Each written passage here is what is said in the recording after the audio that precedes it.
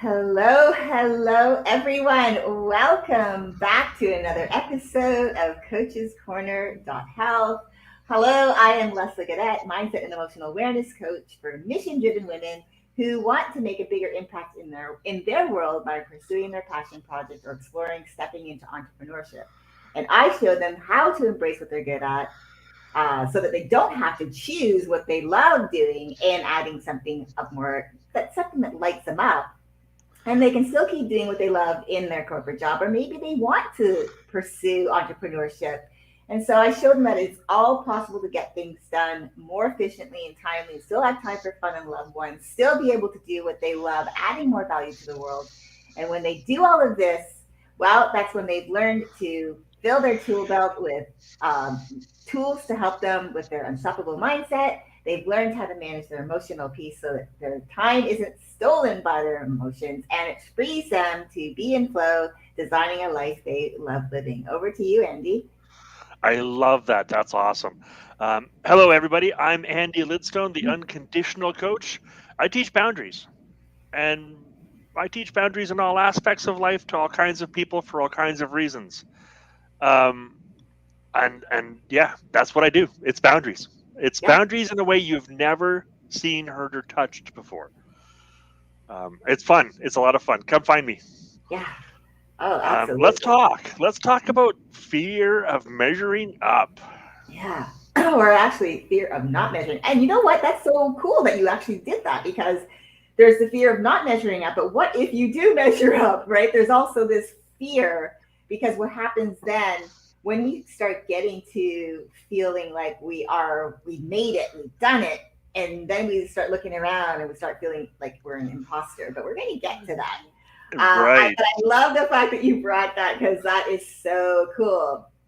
So let's talk about that, like, especially as it pertains to both, because I think imposter syndrome. We're gonna just get right into it. The imposter syndrome piece, I think, ties to both measuring up and not measuring up, in different Yes. ways. In different ways. So for me, let's just talk about how I've actually felt I wasn't measuring up. Spoiler, right? Oh, you're like, really? Come on now. You've been doing this a while. Yeah, that's true. Yes, I have We been doing have. this. But here's the thing, as we go through our day to day, Andy and I, we are out there. Yeah, we are doing what we do. We love what we do. We're working with people. We're posting. We're doing live videos. We're teaching about our methodology. We're transforming people's lives. But there are times, I know for myself, that I have felt that maybe I'm not doing enough. And I also have noticed the reason why I start thinking that way is because if I have a client or someone I'm working with closely and they don't seem to be what I feel is getting into the work, getting to the meat of it, they're not, I don't see the progress because I'm looking with a different view, a different lens. Then I start looking at myself to think like, okay, what is it that I'm not doing that's causing this person not to get their the piece out of it that I want for them. And so I take that on and I start believing that I'm not measuring up as the kind of coach that I've always believed myself to be. And others have told me, but that's a scary thing. When you start looking at it, you look at other people, especially if you're working with them, and we both know this. You can't want something more than someone else, but it still feels so personal to me when I can recognize that someone isn't really in it or really engaging or doing what I hope they would be doing. And so I have turned it back on myself. What do you think? Yeah, that's a tough one to deal with because I found myself in that situation a lot as well, where, um, like you said, we can't want something more specifically than our clients. When we're helping people out, it's sometimes not, and not all the time. We're coaches. We're pretty good at this most of the time, but sometimes we find clients that want something, or at least they tell us they want something. And then when we offer them the tools to get exactly the thing they're looking for, they don't want those tools. So it seems like they don't want the thing we're offering them. And that's a really hard thing to deal with, especially when we ourselves have experienced and know for certain that those tools will actually give them what they're looking for. We are on the other side of wanting what they wanted. We got what they're looking for. We've helped other people get what they're looking for. We've shown other people the path. We've walked down the path, and we can lead them down that path.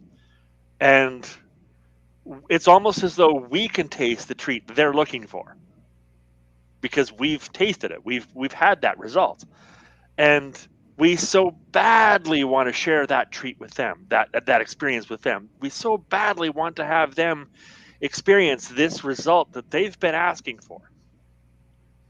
And sometimes we want it so badly that we just want to demand that they do what we think they should be doing because they're not doing it in the way we judge that they should be. And this is how we coaches are people too. Mm-hmm. This is how we coaches are also um, in our own space and in our own head and doing our own work sometimes, because this is one of the things that we coaches have to deal with is when we have the solution we know will work and we have a client who's just not believing in us or not believing in the program or not believing in themselves enough to do the work, or for some other reason just not doing the work that we know they have to do in order to get the result they're looking for. And in many cases, it feels to us like it's literally only half a step away. You just have to really just take a half step forward and reach out, and it's right there. I mean, I can see it right in front of you, and our clients often don't. And they often feel like it's miles away, and there's so much work to do, and they don't see it. And we do. And it's hard. It's really hard for us as coaches to lean into that. And that fear of being a good enough coach. Am I really capable of sitting back, walking them through this, guiding them rather than dragging them to this solution? Am I really the coach, the powerhouse, the patient, caring, compassionate knowledge center that I believe I am, and that people have said that I am, and that other clients have proven that I am? Am I that person? And can I lean into that? Am I really, really good enough? And let me tell you, we have that thought with every single client.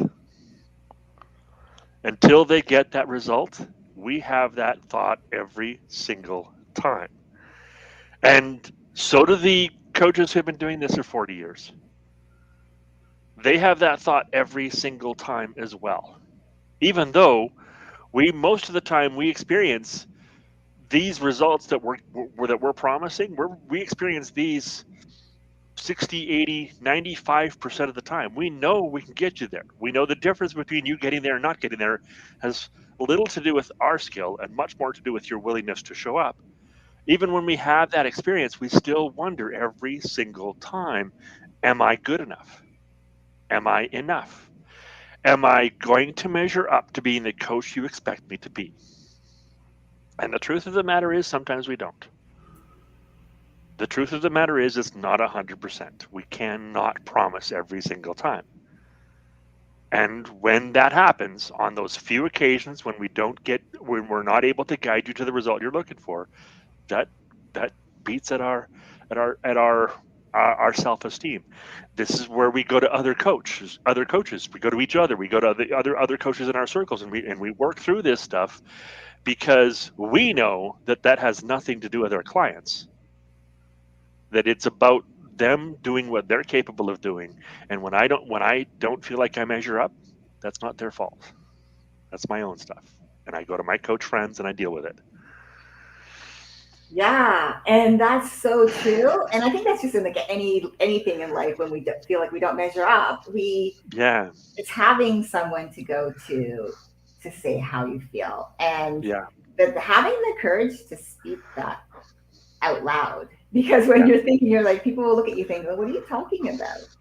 Like, you're good at what you do, and yet you'll I know myself personally, I'll just be thinking, well, if this person isn't doing the work, I need to step away from the responsibility that this person isn't doing the work, because Right. it's not about me hand holding, it's about me guiding, it's about me showing the possibilities and helping them believe in themselves, to believe in their own dream.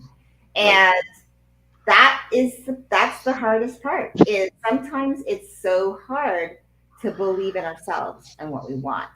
Yeah. And I realize, as we've been talking, that that could be the possibility of what they're thinking, that the fear of not measuring up to being a good client, of getting Yeah. through the program, of getting the transformation, that they're not deserving of it. Right. And I just realized that just came to me right now. So this is like happening real time. And I realized that's, yeah, I mean, That's now that real. makes more sense to me, as I can't, if I look at it from their perspective, perhaps there is that feeling of insecurity around doing something new, because self development is not something you immediately see. The results are not necessarily right away. Sometimes you get immediate results in specific areas, and why I believe in milestones along every process of this Yeah. of step of the way, and how I work with my clients, and you do as well. I think that the type of transformation, though, if it's like the big overall picture, could be a fear of someone, even if they have all of these micro mini transformations, these little celebrations of things they've achieved, and yet they can't celebrate that because it doesn't yet reveal the biggest picture, that Right. the bigger goal. And Right. I realized that now, again, real time. I'm thinking about my first client that I worked with, and we actually had a conversation around her self worth. And we had, in the beginning, we had I had taken her through, some things. Took her through three months of working with me before I got her into a program that I had built out just for her. And I said, well, why don't you write down all of the things that have happened to you since we started working together, all the positive things. And she ended up writing 3 pages. And she says, I didn't even realize all of this had happened, because the fear of what hasn't yet happened, and am I going to measure up to that, was Right. so huge in her life. It was so present in her mind, that all of that was just check, check, check. It was just a task list that she had checked off, Yeah. not realizing that that added to the overall transformation. So, Yeah. yeah, just I love that we can work this out together through this conversation. It's almost like this is what we do on just about every call, is we come to these realizations, we come to these understandings, we think this stuff out live as we're discussing it. It's almost as though the words that we have together are what gives us this wisdom. And that some of that is true, obviously, and obviously also most of this wisdom we have in place already. Like, we already do this stuff for other people. So yes, we do figure it out live, and that's half the fun of this, what we're doing. And the fun part about, to bring this around into this conversation for just a moment, we do measure up. We do, and we're both scared of it sometimes. When we get into these conversations, especially those first dozen or so times we did this, we're like, "Ooh, is this? Are we really gonna? Are we gonna talk about this? Can I talk? Like, am I qualified to talk about it? I don't know. I mean, I want to talk about it. I think I love your wisdom on the subject, but do I have any? I'm not sure." And we both have had those thoughts. And then we get into the conversation, and you say to me, "I love what you had to say on the subject," and I say to you, "I love what you had to say on the subject." But rarely do we sit back and go, "I love what I had to say on the subject." Mhm. Right? It's hard to acknowledge our own measuring up. It's easy to acknowledge somebody else's measuring up. And this is part of what built this collaboration, is that you're able to help me acknowledge my special powers, my special abilities, and I'm able to help you acknowledge yours. Right? and we're able to guide each other in this way. And this is what measuring up looks like. This is how we can get past that fear with support of other people. And the key part of that is finding people you trust and respect. Finding people when they say that was great, you believe them. Because quite honestly, when my kids say that was great, I'm like, you're my kids, you're supposed to say that, right? I mean, I love them, but as far as trusting their opinion about my skills, that's a question. Because they're my kids, they're supposed to think I'm wonderful, right? They grew up thinking I was wonderful when they were little, and I was like Superman to them, right? So finding people that you trust, finding people whose opinions that matter, finding people that can communicate with you in a way that makes a difference, that you believe and understand. That's the key. And this is how we can really figure out where we measure up and where we don't. Because the problem is, lots of times we're scared it's ego. We're scared it's just a matter of, I'm just, I'm just blowing up my own ego. I'm just making stuff up. This isn't really what I'm good at. I just hope I am. So having that sounding board of somebody else is really a good way to figure out what you're actually good at and what you just think you're creating stuff around, what you're just BSing about.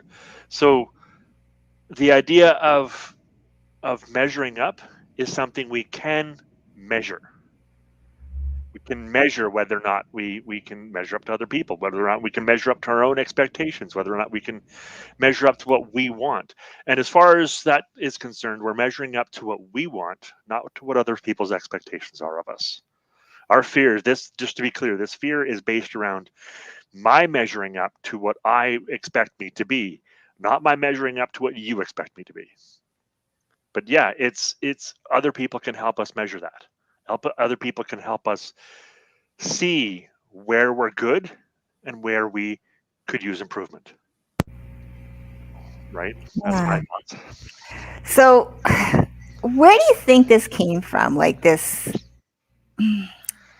I'm just curious. Like, how do you feel like people started thinking about? I think I'm hearing echo. Do you hear echo? I'm gonna Uh, there. Okay, I yeah. moved that. All right. I'm just curious. Like, where do you think this might have started? Like, I don't know if the word started, but how do you think this type of questioning starts in a person? Like, as we're younger, growing up, going through different experiences? Is it through our relationships, not so much necessarily in the home, but as we get out into the world, going to school, building school relationships with our peers, going through each grade, learning about things and creating things that we're interested in. So, we gravitate to a group of people who are interested in sports. So that's what we do. I mean, like, I'm just curious, really curious about when people started, or when does this line of questioning really start? I guess that's the question I'm looking to figure out. Um, I have some answers, but I want your opinion on that first. Yeah, so I think it has to do with both, like your home life and your life outside the home. Your home life, meaning how you interact with if you have siblings, whether your other blood relatives, cousins, your interactions with them, your parents, but most likely in your home, your direct home dynamic, your parents, and if you have siblings. And I think when you watch how other people respond to specific things, it can shape you and how you think about what is, like, as an example, around your ability to do something, your level of worth. I think a question of worth always comes in. But then outside of that, in your interactions with children, with kids, I should say, as you get older, where you start forming your own opinions, you start deciding the things that you want to start doing in life. You start making plans for your future. You talk about that with your friends, your peers.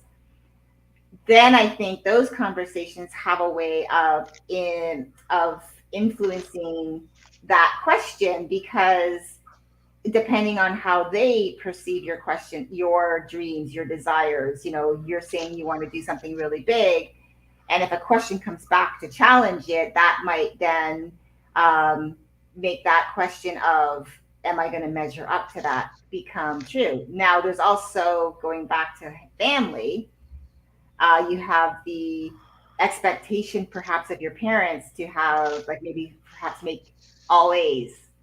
You have to measure up to, you have siblings, measure up to your eldest brother because, or sister, because they make good grades, they're doing well in school, they have aspirations, but here you are kind of like floating by. You feel like you're floating. You feel like you're not getting it. You feel like you don't have the same drive, the same desires, the same ideas as your eldest sibling. So that gets you into asking that question, like, how can I measure up to that when that doesn't even really maybe interest me? Like, Right. I don't have the same interests or the same desires, the same goals. Yet I'm being told that I'm not measuring up. I need to measure up to that. So those are Yeah. kind of like where I think it has different ways of influencing that question, but that's where I believe it comes from. Yeah. I agree.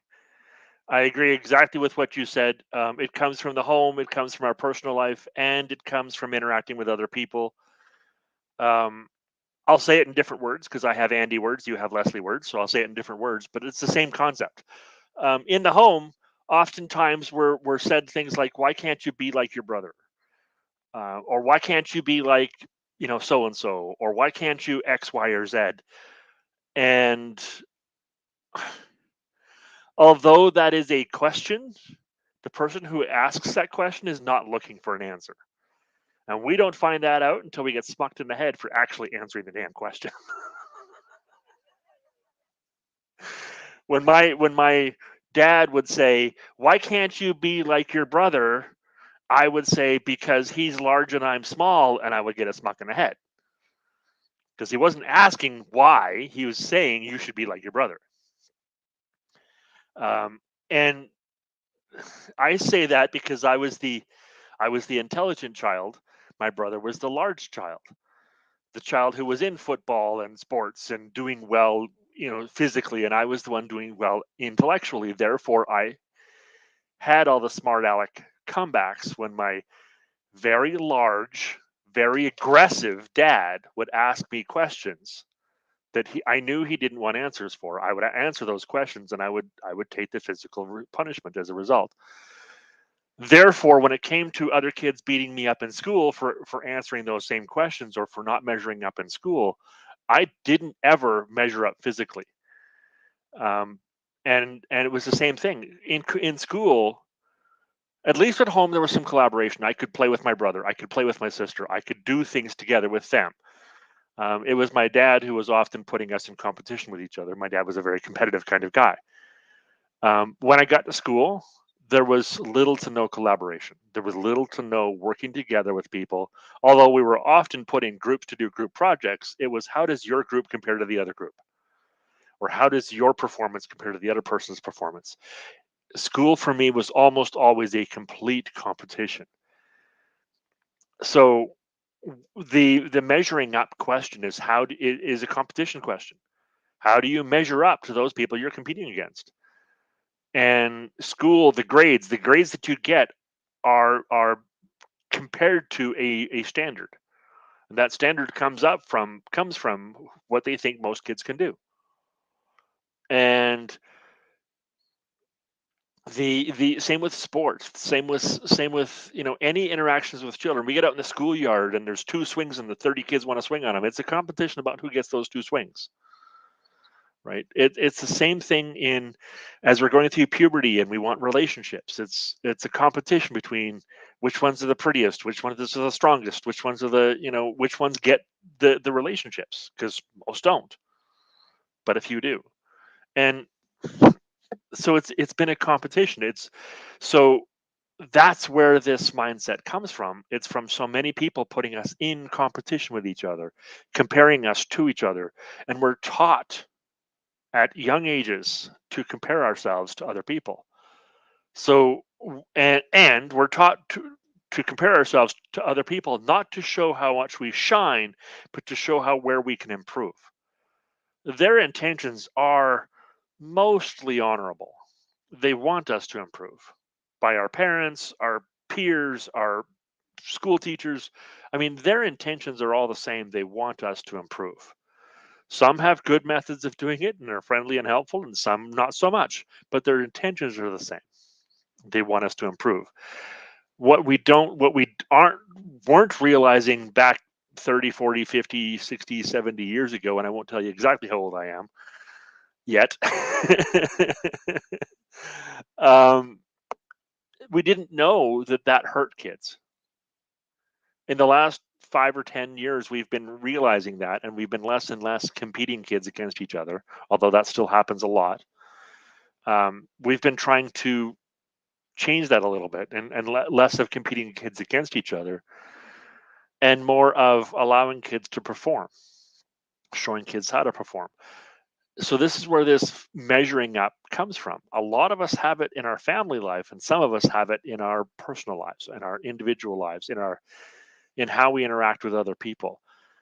Collaboration is less um, focused on, less celebrated than competition is, especially in children. So I think a lot of this comes from comparing ourselves in our homes. Why don't you be like so and so? Why can't you be like so and so? Go be like so and so. Do it like so and so. Obviously, I'm a good parent because I'm able to teach this person to do it, but not you. So what's going on? This problem must be with you. And it's also in school, in interactions with other kids, whether that's at school or somewhere else. It's interactions with other kids as we're growing up, and then as adults with other people. We are constantly comparing ourselves to other people, sometimes on purpose and sometimes without meaning to. So that's where this comes from. Yeah, and you did you touched on the competition piece. I think, like, pretty much for me growing up, it really was all about competing for, uh, I guess competing for the best spot. You hear, as an example, when I would go out with my friends, people, and we would drive in a car. What's one of the first things that you would have heard growing up? Shotgun. Meaning they want Yep. to drive in the front seat with the driver. I mean, Yeah. it's really funny when you think about it, but we've had this mindset of, like, I want the best, I want the best. It's always about what me, I'm getting the best, Yeah.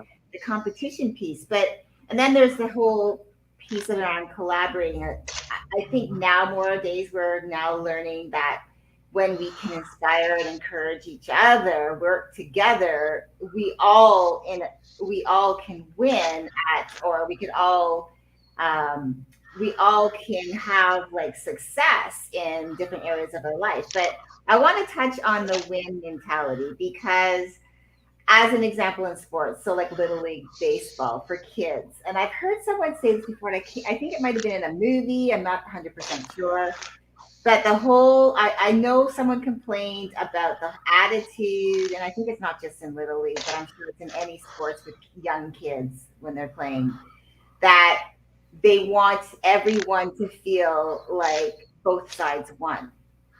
So push against does that kind of do more harm with the whole measuring up?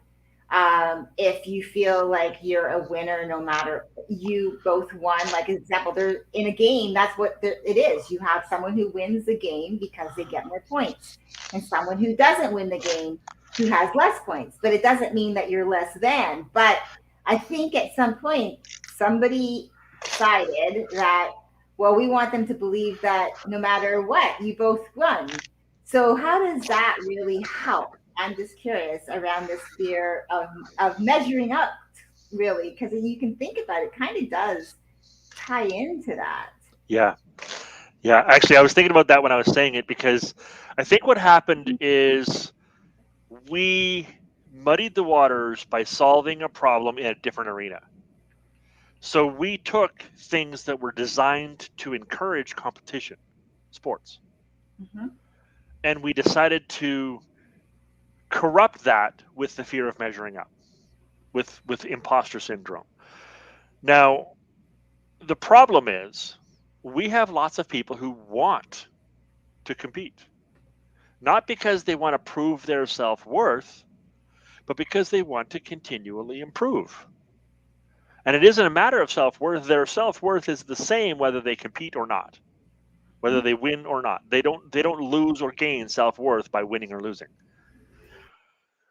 What and therefore those the people who thrive on improvement, who thrive on competition to encourage them to improve, and there are many people who do that, whose characteristics fit that perfectly.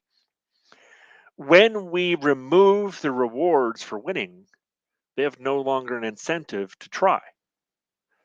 However, when we take somebody who already has a not enough complex, who already has a inability to measure up, who already feels like they're not enough, like they're never going to be enough, those people do not thrive in a competitive environment. They don't thrive in sports. They don't thrive in places where we're compared to each other. Instead, they thrive where they get to work with other people, learn new things, and grow together. The problem we have is we don't value both. We value one or the other. There aren't millionaires being famous who are creating large teams together. The millionaires are famous athletes, famous celebrities, somebody who's won. Now, let me be clear, there are plenty of millionaires who collaborate. They're just not famous. We just don't celebrate them as a society. The ones we celebrate are the ones who win competitions. That's the problem. Mhm. We can celebrate those. I don't want us to stop celebrating those ones who win competitions, because there are some people, plenty of people who thrive on that. And that isn't all of us.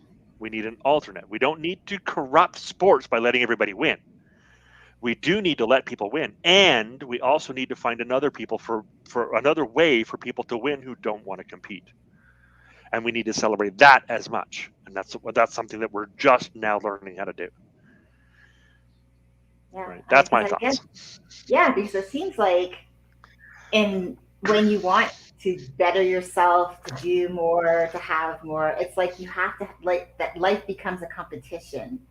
And it doesn't matter what area. It just seems like you're competing with something, like to get more, to have more.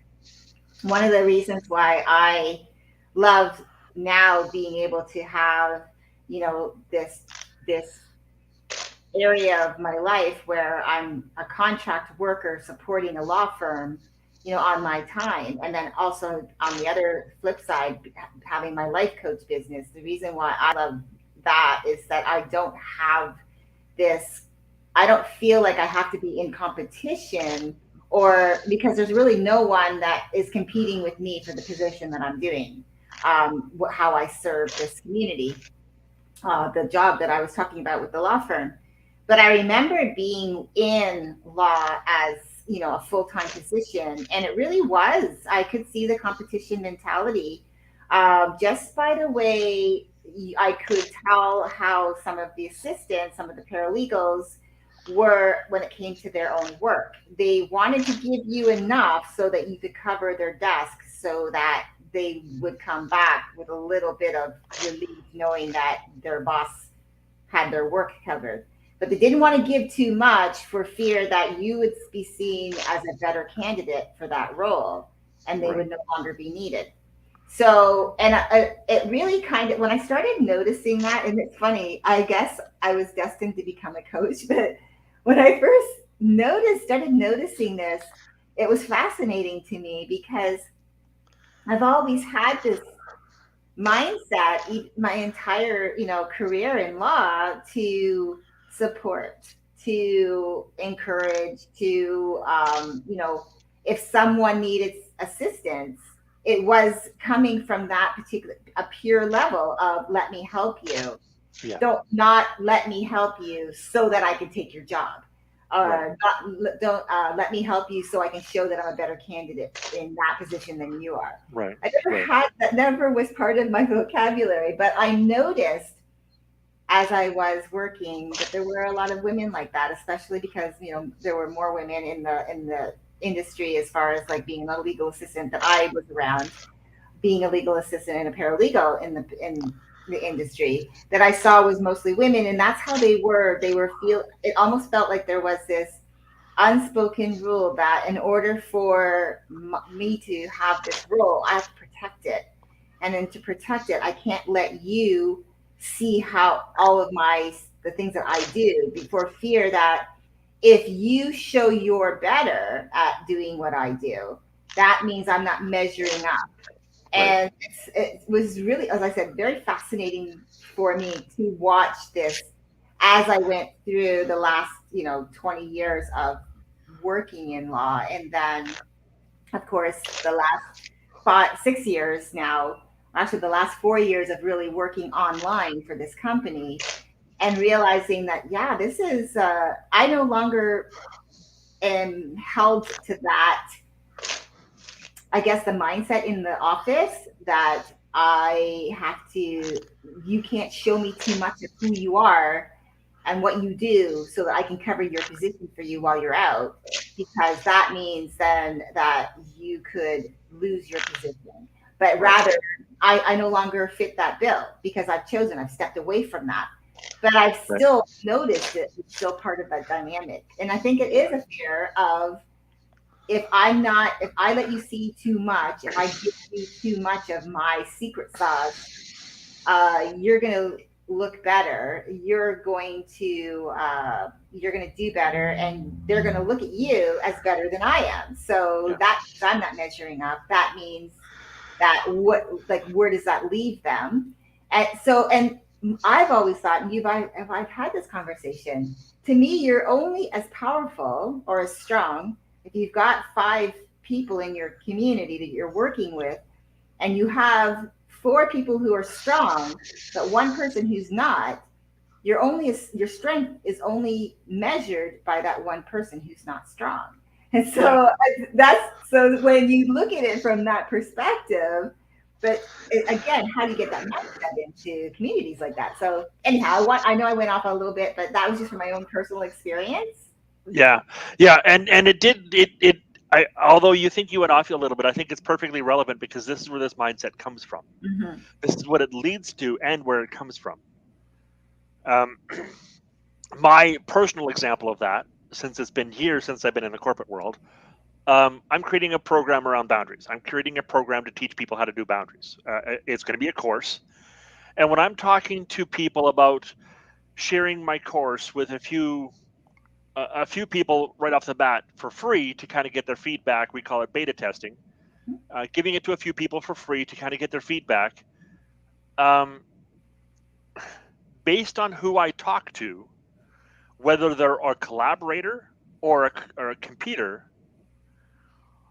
I will get two different kinds of feedback. From the collaborator, I will get, that's wonderful. This is how you improve your program. I love that you're doing that. From the competitor, I will get, aren't you scared they're going to steal your program? And I'm a collaborator, so no, I'm not scared. um, so it's interesting because the people who want to compete, who think that our society is built on competition, they are scared to death of, like you said, having their stuff stolen, losing their position, losing their rank, or even having their friends and family, the people they care about, losing their position, their rank, their authority, losing their property. The actual driving force between behind most people who compete is not the win, but the loss. And the problem with that is that in most competition, there are far more losers than winners. When you go to the Olympics, there's only one first place, right? In every sport, there's only one first place, but there's a whole lot of not first places, Mm-hmm. right? And in team sports, the best you can do is win about half the time because only half the teams can win, right? Mm-hmm. Um, so it's There's always going to be that percentage of people who don't win. And as long as we're focused on not losing, what we're doing is we're not measuring up. We're fearing that we won't measure up. When we focus on doing the best that we can, those of us who want to compete can either measure up or work harder. And the people who are healthy competitors, that's their mindset. I measure up or I work harder. There's no thought of I didn't measure up. I measure up or I work harder. That's it. I measure up or I practice more. The person who wins at the Olympics is not the person with the most talent, because I promise you, just about everybody there has a lot of talent. Mm-hmm. By the time you get to that level, there's a lot of talent in the room. It's the person who worked the hardest. It's the person who put in more work, more time. So the people who compete at that level, almost none of them have a fear of measuring up because they've already proven that they can measure up. The fear then is, can I work hard enough? Can I do what I want? Can I achieve my goals? And so the competition, the what you were talking about, what I was talking about, the the people who are covering their skill set, are hiding what they're good at, are not willing to share all that they're capable of, and aren't willing to put out in the world their own version of what the world needs. Those people are scared of losing the thing they have. And what that causes is the world not to have what you have. If you don't put it out in the world, if you're scared of putting it out in the world because you're scared of somebody stealing it, the world doesn't get the best of what you have. So what's it worth if you're not using it, Mm-hmm. right? The fear of measuring up is what stops us from reaching our potential. The only way we can is by playing full out. Whether you're a competitor or whether you're a collaborator, play full out, because the worst that'll happen is you have to work harder. And the best that'll happen is you might win. Yeah. I just love how you just laid that out because on the collaboration and the competition side of it, because both are equally good. Both Yes, are equally good, and yet it's like people think it has to be one over the other, and it doesn't have to be. You can be a competitor one day, you can be a collaborator the next day, and yes, you're equally good in both. You equally play full out in both, and it's not about you measuring up to the person. You're not, when you're collaborating with someone, you're not competing with them in the collaboration process. And right, when you're in the competition part, it's not necessarily that you're not collaborating, but you're not competing with somebody else other than you're competing in whatever it is you're trying to better yourself at. Like if it's a right, sports, you're an athlete, but you're also collaborating with the people that are going through that process with you through yes, the process. But you are competing to win. But it doesn't have to be a negative. That's, I right, think, what I started realizing. Again, bringing it back to coaching, like full circle, I I know that I'm a really good coach. I know that because I want the best for whomever I come into contact with to have the best experience. I want to listen to them, to give them my full attention, to listen to what their needs are, to help them to realize the questions within themselves, to realize their dreams, to transform into the person that they want to be. And so I know that is important, and it's important to me, it's important to them. I also know that it's not about measuring up to any specific, there is no, I don't know if there is a measure of a coach other than how, what their true intention is working with other people. But I don't believe, and I know there are some coaches that are better than other coaches because they're they believe and they know, and this is how they approach it, is that the client is so important to them. Their transformation. It's about their transformation, not about what the coach sees and wants for them, but what they see and want for themselves. Because Right.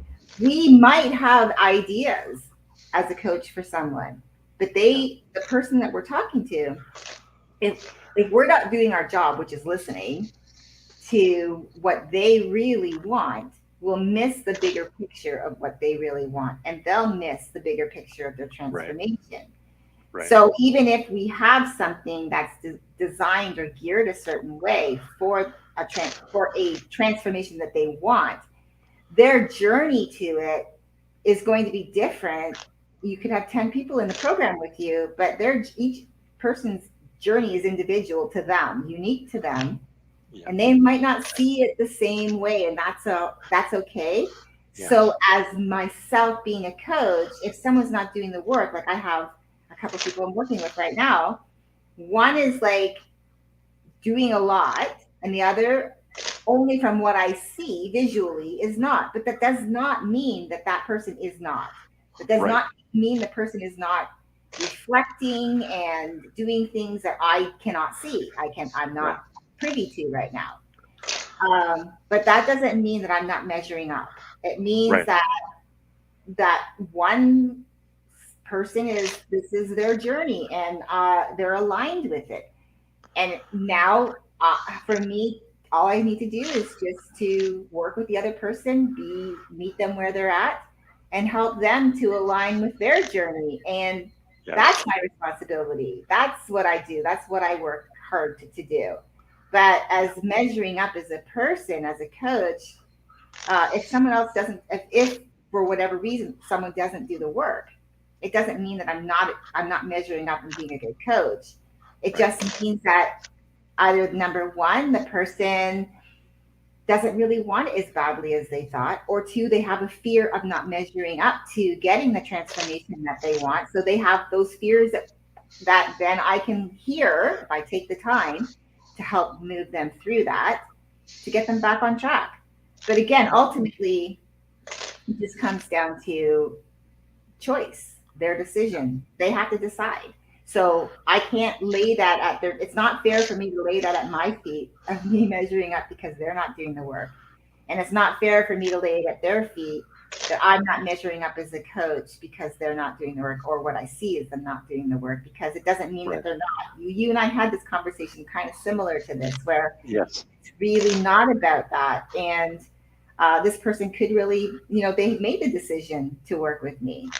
So there's just more conversation to be had. Yeah. So he said, measure up or work harder. And so as a Right. coach, I can recognize that. So that means I have to do a little bit more. And actually, it's not even a have to, it's I want to, because Right. I am. Yeah. Exactly. And that's the beauty of this work is when we're sitting down and with our clients and we and we've both done this. We've both brought it to each other. Sitting down with our clients and they're just not doing what we think they should be doing. Um, and yet, for some reason, they're not doing the work we think they should be doing. But for some reason, most of our clients get the result we intended them to get, even though very few of them actually do the work we think they should be doing. Mhm. What we don't realize, or we do realize eventually, or we get to realize more and more as we're more experienced at this, is what we don't realize right off the bat is that they are doing work, just not the work we've identified for them to do. Like you said, sometimes they're contemplating in their mind, sometimes they're processing, sometimes they're going through this stuff internally, and maybe they're not doing the physical work that you've assigned for them to do, but that doesn't mean it isn't processing subconsciously. That doesn't mean it isn't affecting their heart and their soul. That doesn't mean that there isn't stuff going on, just not necessarily the thing we have put in the course for them to do. And in the end, if we focus on the things we've put for them to do, We're not listening to what's going on inside their heart, in their subconscious mind, in their soul. We're not paying attention to the experience they're actually having. And if we're stuck on the work we're doing that we demand they do, then we can't show up for them. We can't help them. And this applies to coaching, yes, and it applies to any other style of relationship. If you're listening to this and you have a cousin or a family member or a friend that you want to help, and they're not just not doing what you think they need to do to get the result they're looking for. They're just not doing their damn taxes. They're not getting their divorce done. They're not finishing that damn course.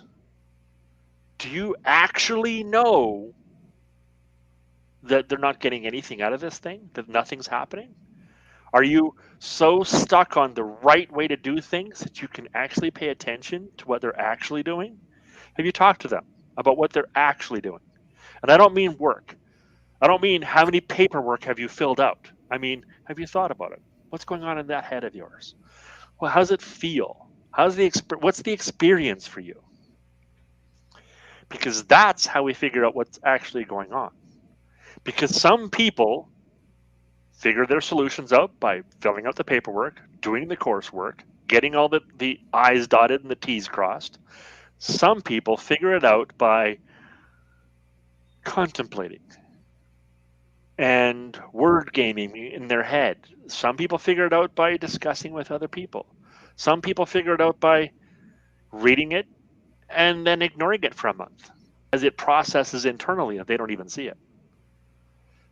Everybody has a different way of figuring stuff out. And if you're stuck on the right way to do it, you won't be able to help them out. You won't be able to meet them where they're at, as Leslie mentioned, as you mentioned a few minutes ago. And this is what actually supporting other people looks like. We as coaches, we're professional support systems. We do this on purpose. We do this for money. We do this with training because we've been trained to. Other, but we got into this because we were doing it personally. And lots of you who are watching this want to do it for your own reasons. You don't have to be a coach. You just want to support somebody. This is how. By not insisting they do it your way. Lots of times, almost all the time, the way that somebody else needs to do it is different than how you need to do it. And how you can support them is by paying attention to the experience they're having. That's how you support somebody. Yes, exactly. And because again, to just add on to that, it's everybody has their own learning style. Some people, as an example, if they go to, maybe, I don't know, they take a program online and they realize that they resonate more with the written part of it because they can read through something and then they can do the exercise. But some people don't want to read and they actually want to, they resonate more with the video part of it. So Yeah. they get their video lesson and then they do the work from there. It's really learning how someone else learns. And Yeah. that's, I think, part of it is learning how somebody else learns. It sounds so weird coming off the tongue, and yet when you think about it, and especially with what we do, when we understand or start to really like have those conversations with people that we talk with, have those conversations with the people that we're working with or potentially working with, and diving into how they actually learn, like what's their experience around learning, it gives us a better understanding and a huge asset in how we can teach them, how we can coach them, because we understand their learning style. So someone may only want to, like as an example, I have a couple people I'm working with. One is I'm working with uh, over a year's process because it was a 6-month program, but it worked better into her schedule as a once a month we meet, Right. but with the option of speeding it up as time goes on and she gets closer and closer to where she wants to go and maybe she wants to speed things up a bit, then we have the flexibility of you know turning that into less amount of time and more times during the month. Now, the other person, I have stretched it out over the month, over the year, but again, even though I have a designed program around how I work with my clients, it's still unique to the individual. So I will meet that person exactly where because I'm listening, I believe exactly where they're at. Right. So if there's something that's not in the program itself that I know it's in my tool belt and I need to bring that in, I will. And I've done that. Yeah. I actually, one of my clients that I'm recently working with, I've done that. I brought in an additional piece. It's the forgiveness piece, and I took her through a couple of weeks of that. And that to me is like meeting them where they're at. Yes. So their learning style, right? How do they retain information? How do they retain the experience? How do they retain the transformation? Because transformation is through the entire process. And part of that is they're fearing, again, as I somehow was revealed to me in the beginning, the fear of not measuring up to getting what they want. They're Right. afraid that they're not going to get what they want. They've decided it's what they want. They've decided they're going to do the things to get what they want, but they still might have the fear that they might not measure up. And that's my responsibility. That's where I come in to bring them through the program, to bring them through the journey, but also meeting them where they're at and maybe even tweaking it to individually fit that person and making sure that they have the transformation that they also remind themselves of that it's part of the process. Remind yourself, make sure that you remember that this is happening to you so that it carries you through the to the next milestone, to the next transformation, and you carry it all Yes. the way through. That way the fear of measuring up can become more quiet, and the fear the and all that they're working on is working harder to get to those milestones to create that life that they want to live. And I think as over time that fear will eventually subside to a place, and it doesn't mean it'll never show its face again, because Right. that just means it's showing up in a different experience of something else Right. completely. But whatever it is you're working on right now is really kind of like where I wanted to bring this full circle to, is that whatever you're working on right now, or maybe a family member, like you said, a friend that you're working with through something right now, is put yourself, we talk about empathy, put yourself in that other person's shoes. Like, what do you think if it was you? How would you feel? What are the thoughts that you'd be thinking? What do you think the emotions would be? Do you think it's fear of not being able to succeed? Well, that's part of fear of not measuring up. And Yeah. if you could coach yourself, what would be the questions that you would ask? Because that would help you then be able to go back to that person and say, hey, I started thinking about what we've been talking about and putting myself in your shoes. And I want to ask you some questions. This is a way to create that deeper bond, but also to help them to say, get them to kind of feel comfortable to be open and vulnerable sharing with you, and getting them past that fear that they won't measure up to their goals. And you can Right. help them get there. So, wow. Yeah. And putting yourself in their shoes is more than just what would you do in their position. Mhm. It's trying to understand what they would do, Yes. because sometimes what they would do isn't what you would do. Hmm. Yes, it's a good place to start. To what would you do in that situation? That's a good place to start from. And it's not okay to stay there because you can't empathize with them from your own thoughts. This is part of what we were talking about a few minutes ago when we were saying ask them what they're experiencing in this process, because maybe what they're experiencing isn't what you thought they'd experience. So put yourself in their shoes by finding out what it is they're experiencing, and then put yourself in their shoes from that perspective, and how would that feel, and what do you want to show up for them that way from that position. I love Wonderful. This is a that. wonderful conversation. Yes. And I love how and one of the things that is so amazing for me is that we can have we both will share our side of the coin that still goes together. So I Yeah. said from the perspective of yourself, and you also added from the perspective of them. And I love that because, again, there are two sides of a coin, right? And Yes. Yeah. being able to see from both sides, because it's not about you, especially if you're trying to help somebody, but it's also sometimes they don't even know how to answer that question. And so Right. when you can reflect on how you would feel and what you would do if it was you, and then look at it from now, let's look at them, knowing them the way you do. How do you think they're feeling? And then starting a conversation and allowing them to share their truth and how they're feeling around a certain situation will help them Yes. get through that fear. But it just takes being, that person who is willing to go that distance, helping them to feel like they're not that they can measure up, and also understanding that you can measure up as well by being that friend, by being that supportive person. Yes. That's another way to look at it as well. So, Yeah. Yeah. And we can measure up, and we do measure up yep, way more than we believe. yep, we certainly do. Well, I cannot believe like an hour has gone by.